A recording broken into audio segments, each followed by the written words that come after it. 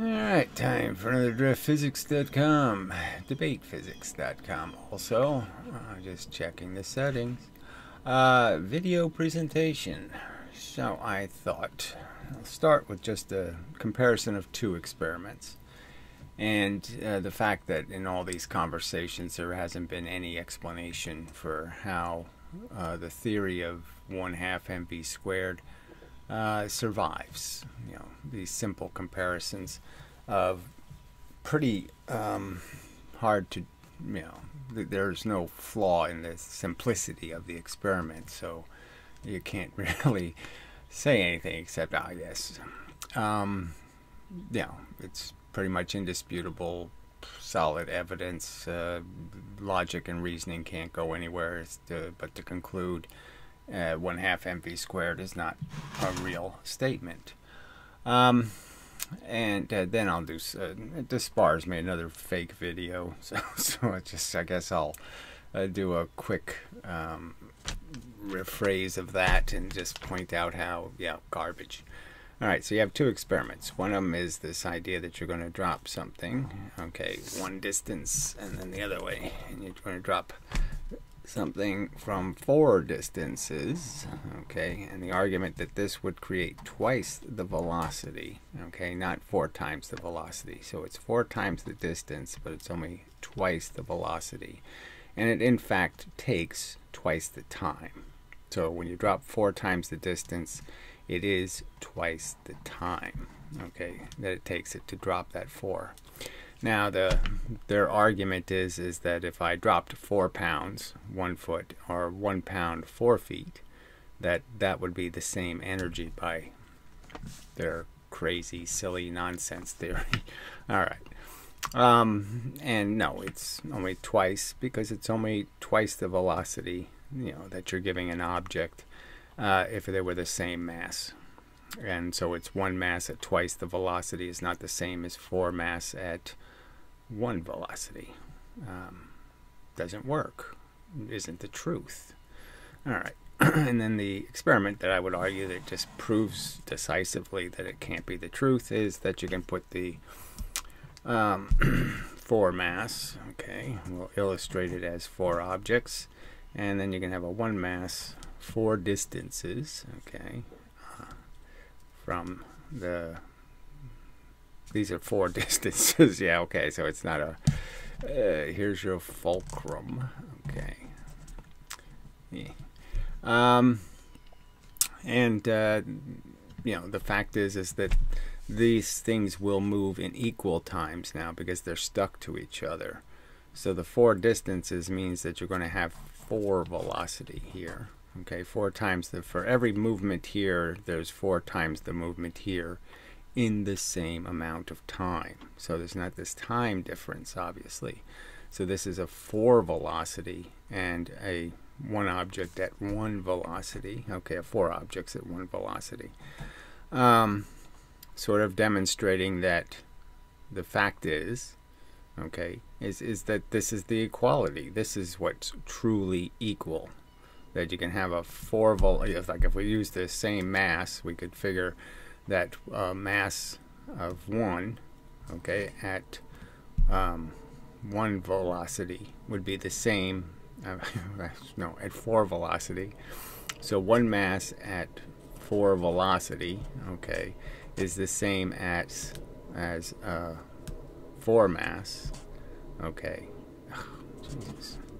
4 mass at 1 velocity. Okay, that's the equality. And so there's no way to explain. This is a balance.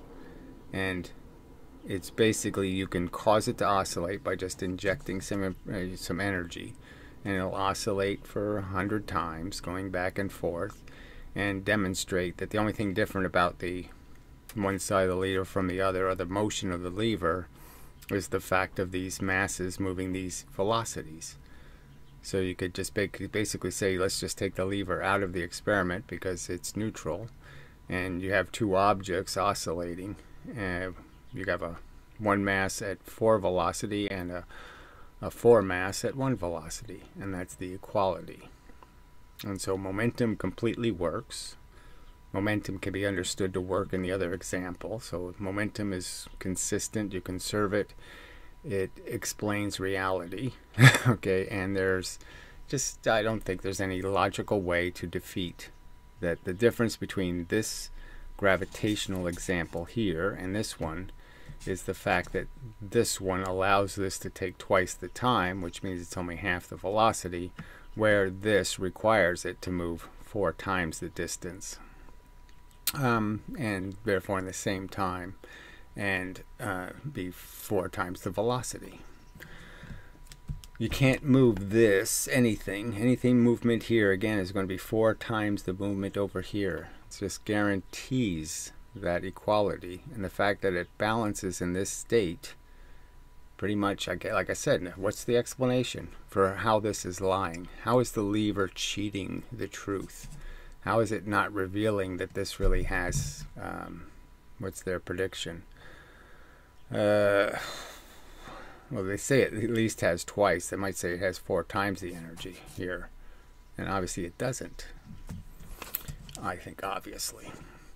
Alright, so yeah, that's enough. I don't really need to do more than that to make the statement that that's why I will remain unconvinced, because they have no counter argument. They have no explanation for how any of that isn't true. And the simple truth is that a 4 mass falling 1 foot has more energy, twice as much, as a 1 mass dropping 4 feet. Just a fact. Alright. So pause and try to get a couple of images up to just show more of dispar fakery. Well, I'll draw the experiment first. Okay. So it's kind of a mess in terms of, you do have to figure out what's actually happening in the experiment. So he's going to bang a object into a piece of foam, okay, a Pinocchio, so an object with an impediment sticking out of it. So that's the problem, is that this pendulum will never reach this 0 point, right? The mass never goes to this straight line. It hits at some arced position. All right, and the whole point is, again, you have to do this stupid height thing, right? You have to have the same way you're measuring height, and so you're measuring the height change of the center of mass from the point of impact to the point of launch, and you have to do this 4-to-1 thing. Okay, and it's clear he didn't pay any attention to doing that accurately. So there's absolutely nothing in the video about how he established where he dropped them from, and you have this particular problem in this case, like I said. So when the thing hits, the pendulum hits, the arc, okay, is not parallel, so it's already raised up a little bit. So this is its hitting height isn't the same as the peg's height, and so then when you raise this up, this distance, okay, is going to be quite small for the, so you can't measure from the ground. You can't measure. You have to do this center of mass thing. It has to be, you actually have to be lifting the center of mass a certain distance from where it's going to, you're doing your measurement from, and you have to get that distance right, okay, and then you do 4 times that distance. But he didn't come, I don't think he came anywhere close to getting that right in this garbage experiment, where he gave us zero information about exactly how he established the dropping heights. Alright, so let me pull up the 2 images. Alright, not perfect, but it'll have to do. What I need is probably arrow, so let me bring arrow in. And okay, so there is where he's dropping the 1 mass. Okay, so that's the center of mass, and that's the center of mass of the 4 mass. And I could say that, okay, you could look at this superficially. There's a line here. You could look at this line. You could say, well, this is only a tiny distance from the bottom of this to that line, and this is a gigantic multiple of those distances.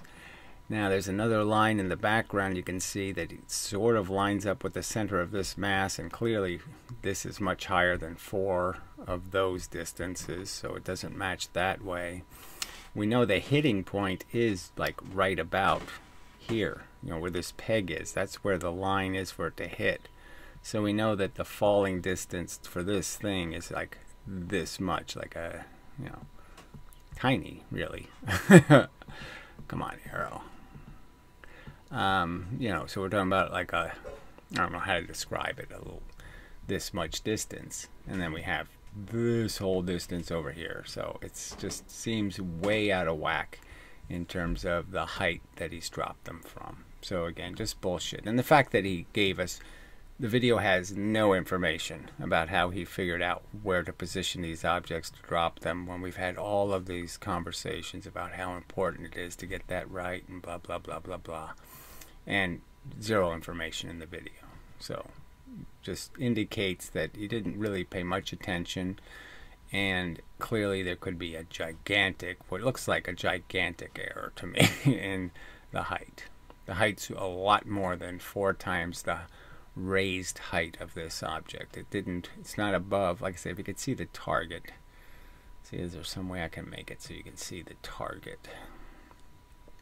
Just slide the image over. Alright, and you can see the little holes in the target.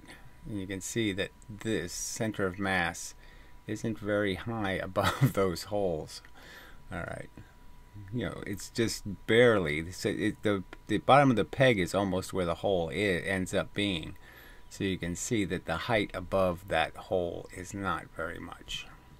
So anyway, yeah, so again, we have to trust that he has paid due attention to getting these velocities right. So he didn't measure the velocity this time, so he didn't show us that these heights produce the proper velocities using his little timers or anything else. So again, it's just another sloppy, lazy experiment contrived for the purpose to prove this case. So it breaks back to Deschardelet indenting clay. Do any experiment you can to make it look like something. And in the other case, we have the, you know, Ian Gosling, who isn't doing an experiment that actually extracts the energy.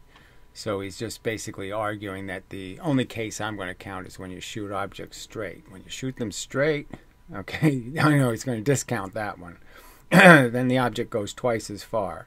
But if you shoot them up at an angle, then the object goes 4 times as far. And therefore, shooting it at an angle proves it's 4 times the energy.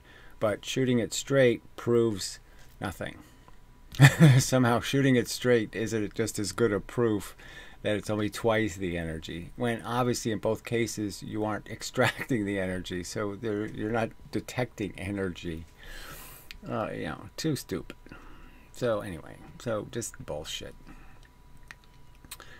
Bullshit, bullshit, bullshit, bullshit. Alright, so we don't need this. And where's the other one? Don't need that. Alright, so we just go back to my initial argument, contrasting the two experiments. Alright, and it can be, yeah, let's go this way. Understood that, again, if I drop it in gravity 4 times the distance, it still takes twice the time, which is key. Alright, and it's only going to be going twice the velocity. And clearly, in the case of the balance, okay, one mass is going to be going 4 times the velocity, not twice the velocity. And it's going to balance perfectly with a 4 mass going 1 velocity. A 4 mass going, 1 mass going 4 velocity is going to perfectly balance with a 4 mass going 1 velocity. Completely not consistent with their axiom, their assertion that 4 pounds dropped 1 foot is the same energy as 1 pound dropped 4 feet. The lever says no, they aren't. Clearly. And so explain that problem. And I'm, you know, explain it in some kind of context, acknowledging the fact that yes, the key component is the time.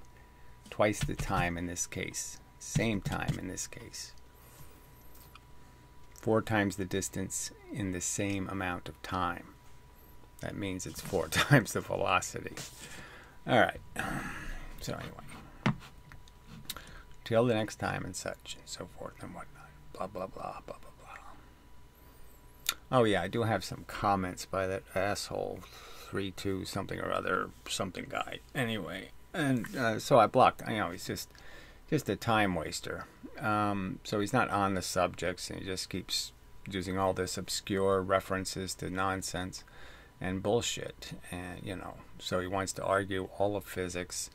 And you can't really do that in these videos. But anyway, I've saved his comments, and so I will deal with them. But I mean, I just don't have any obligation to be insulted, frankly. And I don't have any obligation to explain tangential. I mean, again, we could go through every single experiment, and that's okay, as long as you'll do that. When I reference an experiment, then you'll do your job and explain how the experiment I reference and the points I make about it aren't true. So just explain to me how Stern-Gerlach, for example, is an electron spin experiment that has something to do with electron spinning, something to do with electrons, period. It's not even a charged field they're shooting it through. Obviously, it's not an electron gun. They're shooting whole atoms moving at different velocities. So how is that going to measure electron spin? Whatever the fuck electron spin would be. So, just such bullshit. And to concede that, oh yeah, well the experiment really doesn't show what they claim it shows, then there's really no point in having a conversation with you people, because you're just too dishonest. Just like your inability to admit it, you can't make any much sense either out of the fact that they haven't done the 50-cent redo of the Eddington experiment from space. I mean, it's a nothing experiment from space. It's 5 minutes. It's 5 minutes with a marginal telescope. That's it. That's how much work it is.